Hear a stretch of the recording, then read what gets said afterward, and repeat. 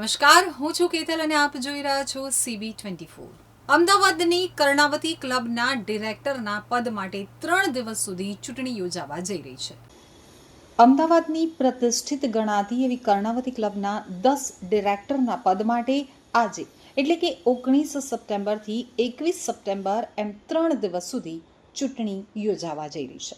કર્ણાવતી ક્લબના અંદાજિત 15,000 જેટલા મેમ્બર્સ દ્વારા ઓનલાઈન વોટિંગ કરવામાં આવશે.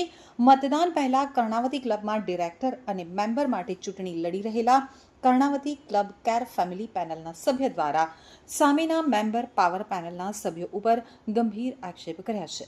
તો કર્ણાવતી ક્લબના ગોલ્ડન ગ્લોરી હોલના વિવાદથી લઈ અને ક્લબના મેનેજમેન્ટ, હોસ્પિટાલિટી મેનેજમેન્ટ, કેટરિંગ અને ચૂંટણીમાં સ્ક્રુટનિંગ કરનાર સભ્ય પણ તેઓના ટેકેદાર હોવાને લઈ અને તેઓ દ્વારા આક્ષેપો કરવામાં આવ્યા છે.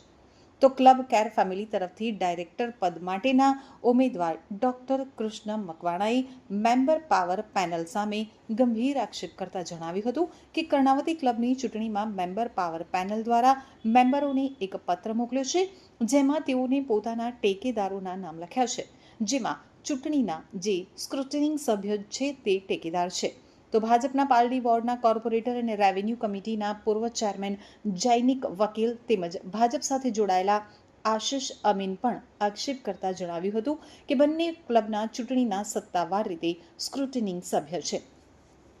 કર્ણાવતી ક્લબના પૂર્વ ડાયરેક્ટર અને ક્લબ કેર ફેમિલીના ડાયરેક્ટર પદ માટે ઉમેદવાર વિરલ પટેલે જણાવ્યું હતું કે કર્ણાવતી ક્લબને એક પેઢી બનાવી દેવામાં આવી છે.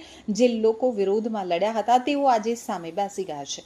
વર્ષોથી હોસ્પિટાલિટી અને કેટરિંગ એક જ કંપનીને આપવામાં આવ્યું છે, તો ક્યારેય ટેન્ડર આપવામાં આવ્યું નથી કે ક્યારેય કહેવામાં આવ્યું નથી કે 5 કંપનીઓ આવે અને કોઈ ટેન્ડરિંગ કરે. જો સારામાં સારું કામ કરે તેને આપવામાં આવે. એક જ કંપની ચાલુ છે અને વર્ષોથી ચલાવી રહી છે.